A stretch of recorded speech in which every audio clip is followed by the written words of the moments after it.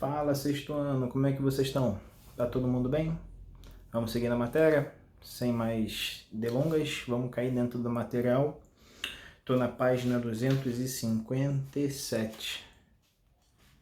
O que foi? Tá rindo por quê? Tô diferente? Ah, tá, vocês devem estar achando diferente, é. Eu troquei a luz do quarto, eu devo estar parecendo um pouco diferente para vocês. Mas sou a mesma pessoa. Bobo, né?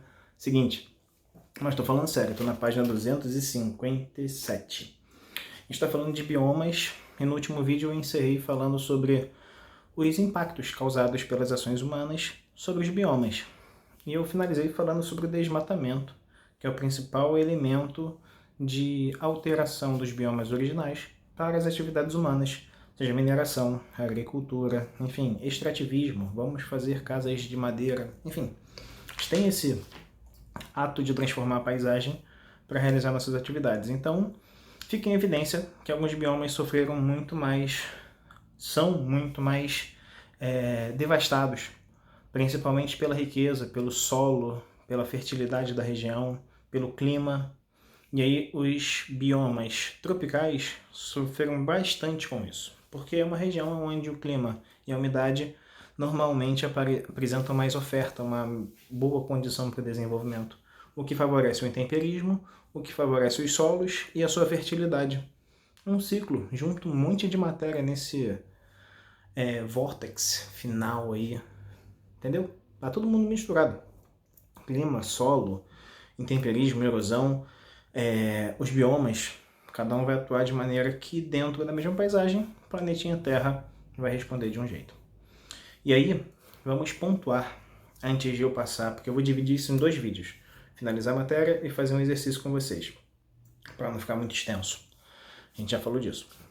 Aí, se liga, quando há o desmatamento de uma floresta em altíssima velocidade ou para uma área muito grande, período de tempo que ela não consiga se regenerar, esse bioma ele vai estar morto. As florestas se desenvolvem com uma influência do clima e sem alteração de uma espécie interna que destrua todo o elemento. A gente pode, por exemplo, comparar com algumas espécies de pássaros. Passarinho, que é fundamental para uma floresta.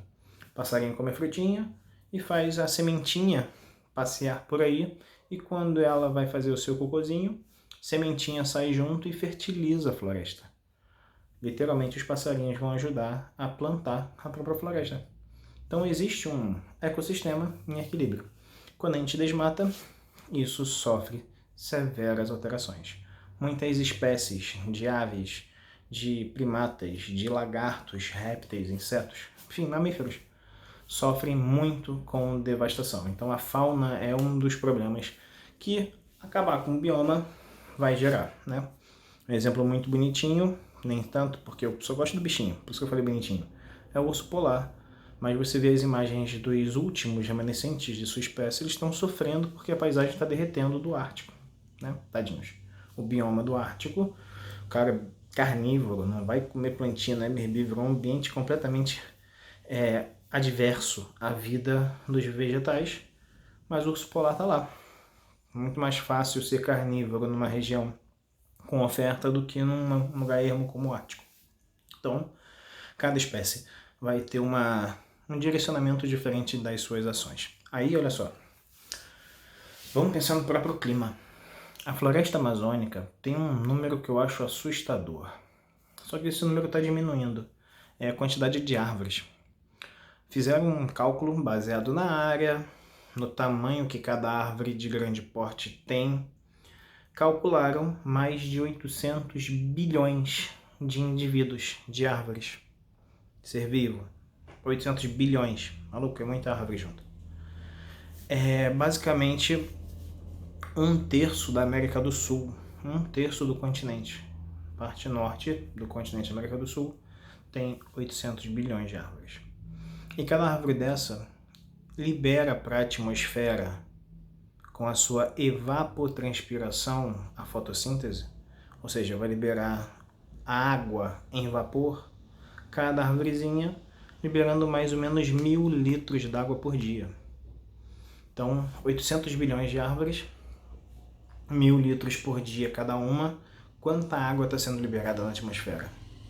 Então, existe sobre a Amazônia uma grande carga de umidade que a própria floresta emana na sua evapotranspiração, que é uma consequência da fotossíntese. Viagem, gente, junta um monte de coisa para tu pensar. Se eu desmatar a floresta amazônica, eu vou reduzir essa oferta de umidade para a atmosfera, vou reduzir a umidade da região e posso gerar uma seca, porque a umidade da Amazônia circula, caminha pelo Brasil e chega até São Paulo, até Rio de Janeiro, as nuvens passeando mesmo pelo céu. E aí, se eu diminuo a origem dessa umidade no ciclo hidrológico das plantas, quando ela evapora a água, eu vou reduzir muito essa carga de umidade.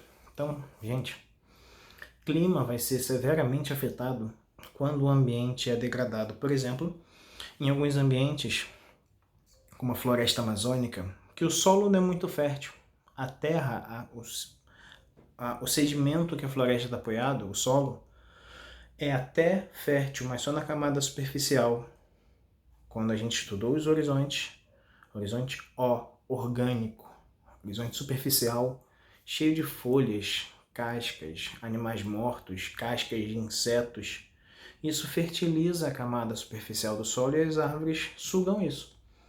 Se eu tiro as árvores, essa oferta de matéria orgânica para o solo vai acabar. Eu não vou ter mais folha caindo como tinha antes. Porque se eu tenho 800 bilhões de árvores, com certeza eu vou ter bastante folha caindo ao mesmo tempo. Quantas folhas estão caindo na Amazônia nesse momento? Se ligou? É um número muito grande. E eu vou cessar com isso. Com certeza o solo sofre uma perda significativa da sua matéria orgânica, fica pobre, infértil e promove o processo de desertificação. Tá bonitinho isso aqui na página 258 aqui em cima. Processo de desertificação, dá uma olhada aí, leia, marque, tá? Pega isso aqui, dá uma lidinha que tu vai ver que é exatamente isso. Quando o ambiente perde a sua camada vegetal, a sua fauna, a sua flora, para uma ação humana, dificilmente o ambiente se recupera fácil. Demora muito tempo. E às vezes sofre uma degradação por completa e inicia o processo de desertificação.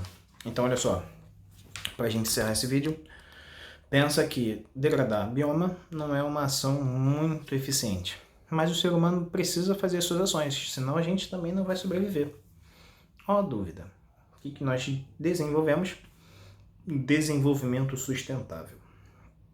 Desenvolvimento sustentável. São duas palavras que quando você ouve assim, sustentável, gosta da natureza, mas junto a desenvolvimento.